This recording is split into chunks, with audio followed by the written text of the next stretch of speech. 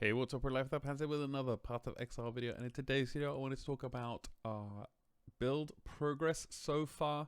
So day one we went and did a little bit of heisting real quick in order to make just a few chaos, just enough to be able to afford I think the Barracks Pass or Barracks Respite, and that's just so that we can get one of these, Barracks Pass, Barracks Grip, and Barracks Respite. Chuck them all together, and then you get this ring, the Taming.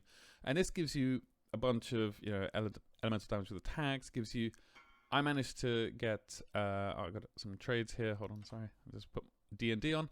I managed to get I actually made 3 of these, and the first one I got the lowest roll, and the second one I got the second lowest roll possible, and then I made a third one just as, I mean, what's the chances that I get the lowest roll again? We got the top roll. So we kept that one. We sold the other ones.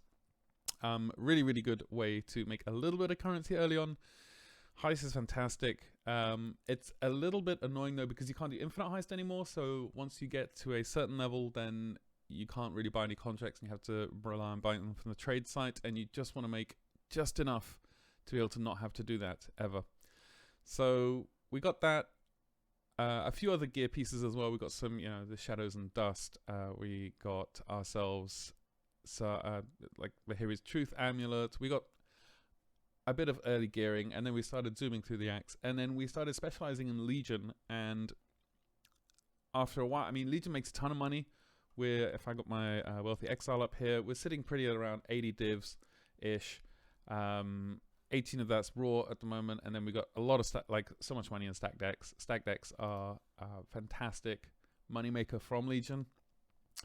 But our gear progression, I'm just going to do a quick bit on gear progression, and then we're going to talk about Atlas. Our gear progression, we moved into Omni here, so we're stacking attributes in as many places as possible. We made the boots that we always talk about. These are not perfect boots. Honestly, I used 3 essences on these, and I got really, really lucky, and it just rolled increased movement speed along with dexterity. So I just crafted on life, and we're done. We didn't even have to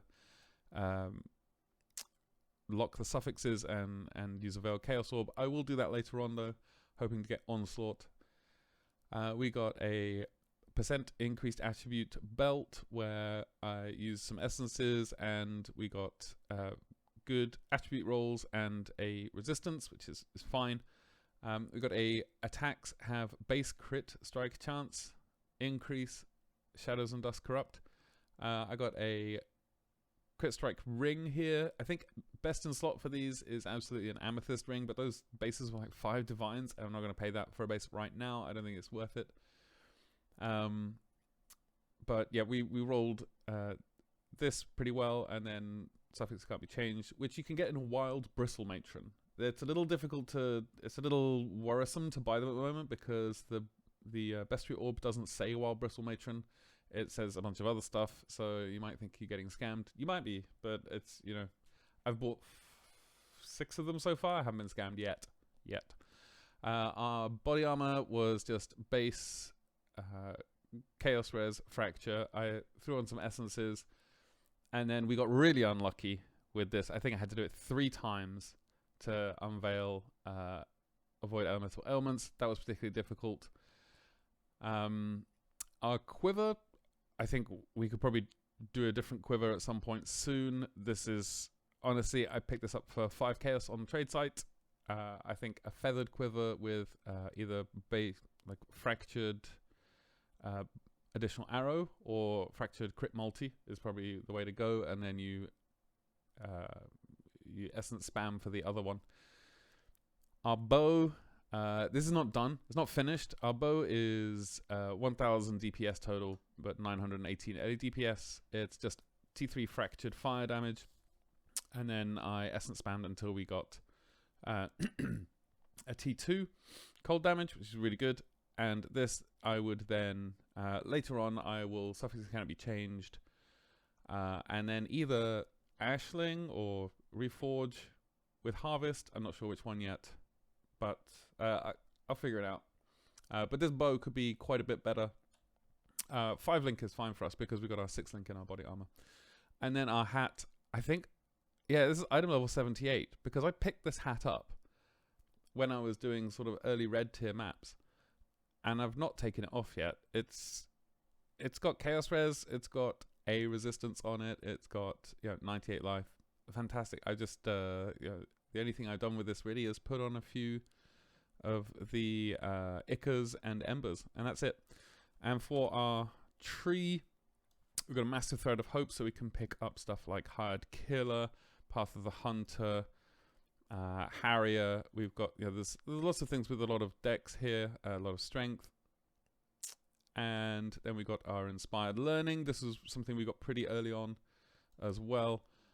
We've got a Lethal Pride. Mine is terrible.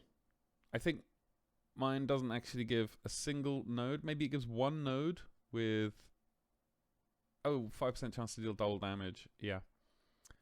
So there's basically one node that mine is useful for.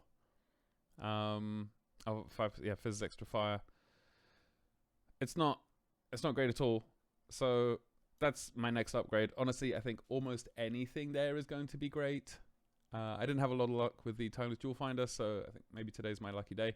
We've also got a attack damage, 8 passive cluster with Calamitous Fuel Fighter Martial Prowess. I went for attack damage because it was 100 chaos for this with a 10% increased attack damage versus the 3.5 divines for the same one on a bow cluster. And the bow cluster gives you 12%. On this node here, that's the only node you get anything different on. All the rest, they're exactly the same. They're all the ones I'm taking. So that seems like a ridiculous saving. These medium clusters, they've got pressure points and quick getaway on them. I crafted these with Harvest, so just reforge speed, and you always get quick getaway, and then you're just spamming for pressure points. So those, and then these are just life, damage with bows, life, damage with bows, or crit strike chance. So that's what our tree looks like. I've got the Wildwood ascendancy as well.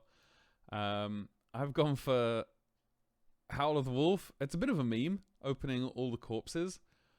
I don't think I've ever gotten anything from the corpses, but the chests is so useful. It's fantastic. I love it. It's a bit of a meme, but I could have a Charm Socket. I could have Culling Strike. It's true. I could have 10% more damage, or I could be opening a lot of chests all the time. We're doing Legion.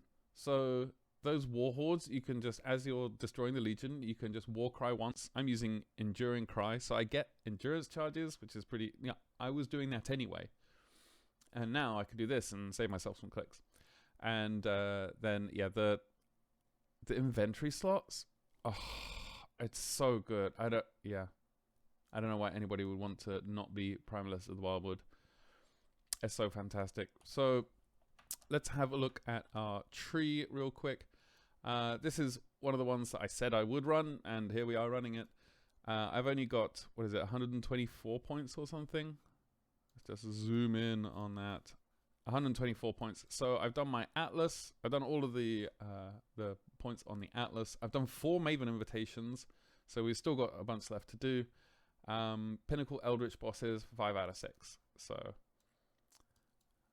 we've blocked up everything here. We just got Legion and Deli Mirrors available. I've taken all the map wheels, all the Legion, every Legion node there is. The Domination nodes, so all the Shrine nodes. We've got the Nicotech, so mining byproducts and packed with energy. And we're farming red altars as well. So I've got Wrath of the Cosmos, we've got Light of Dawn. And this procs a lot. Honestly, it's 50% of the time. It's really, really good though.